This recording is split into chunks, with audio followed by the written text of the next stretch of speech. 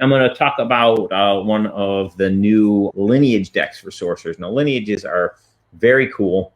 In Sorcerer, you create your sorcerer at the beginning of the game by choosing one character deck, one lineage deck, and one domain deck. The character is who you are. The lineage is what type of magic you've inherited, what type of magic you use, and the domain deck is where you've been training and gathering followers. So sort of create your character and a little story that goes with them every time you play. And the mechanic, there's really cool, intricate mechanics in every single one of these decks. This particular one is the Sword of Gabriel lineage. Now, this is very unusual for Sorcerer because in this lineage, you're actually kind of a good guy. Well, you know, sort of, as good as you can be in Sorcerer. So this is a angelic lineage, and you have it has a new mechanic. Just like every lineage, there's a mechanic that goes along with this. So every time you create a Sorcerer with a different lineage, you're going to be playing with some whole new game mechanics. This one uses light and blessings. So we've got these, you've got these counters, these light counters, which you'll be able to gain through various effects during the game. And you can do, when you gain a light counter, you can do one of two things with it. You can either put it onto your lineage skill card and save it. And this is, the light is a currency that you can spend to play certain cards, divine cards, and I'll get into those in a minute. Or if you want, you can put the light counter onto a minion where it is a blessing, and the blessing gives +1 attack and +1 essence to the minion. So it makes the minions significantly more powerful when the minion has a blessing. So you have that choice whenever you gain a light. And you can see here the Host of Retribution is a nice flying minion, which gives a light counter. And yes, as always, the artwork is just stunning in Sorcerer. Okay, so here are some more cards that play around with the light mechanic. The Host of Restoration, when you play it, you have the option of discarding cards. You can discard up to 3 cards, and you gain a light counter for each card discarded in this way.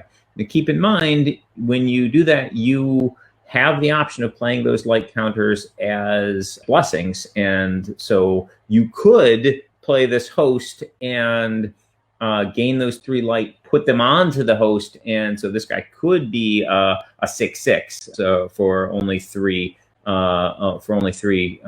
energy, however, obviously costing you 3 cards as well.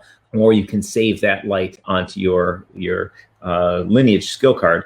We also have the Host of Revelation. This one allows you to search your deck and your grimoire for one of those divine cards. So that one will give you a lot of flexibility in abilities. And here are some examples of divine cards. We've got a couple of Revelation cards here. These divine cards, these are auras. I'll get to the Revelations in a second. These auras, these are basically tactics that you can use with minion. So when you attack, you have the option of spending light to play these cards from your hand. They can't play them normally. They can only be played using light. And you don't pay an action or energy to play these cards. You when the condition that is on the card is met, you have the option of paying that light to play the card. So in the case of these are tactics. So when the minion attacks, you can spend the light to do it. We've got the Aura of Recuperation, which heals 3 damage from the attacking minion, and the Aura of Might, which gives +3 attack. So pretty powerful tactics that you've got in reserve in your hand, ready to be used with light.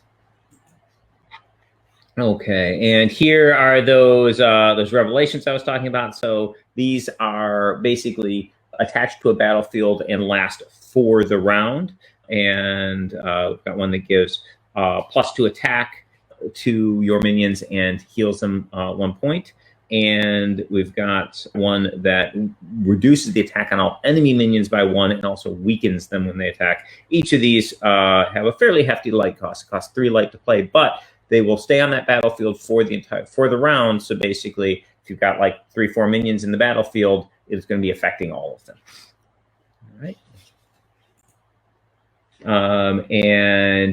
Here we have a couple Miracle Divine cards. So we've got Denial. Now this is a really interesting thing in that this is our first sort of counter mechanic in Sorcerer. So Denial can prevent an opponent's sorcery from happening. So when they go to play a sorcery, you can play Denial, spending 2 light, using your Denial card. Their sorcery doesn't happen, doesn't resolve, but they do get their action back, and they can make another play. But if their plan was revolving around whatever sorcery they had going on, the Denial can be quite a powerful effect. And so when you're playing against the Sword of Gabriel, you have to keep in the back of your mind, hey, at any point they could stop my sorcery.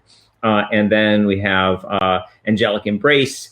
This one you use before you declare an attack, and this can be a real, battlefield changer, a tactical nightmare for your opponent. You can use this to reinforce any number of your minions, and they can reinforce as though they had flying. So basically, they can go from any battlefield to any battlefield. So you can rearrange your entire board setup with this Divine card. So that can be a massive, massive game changer.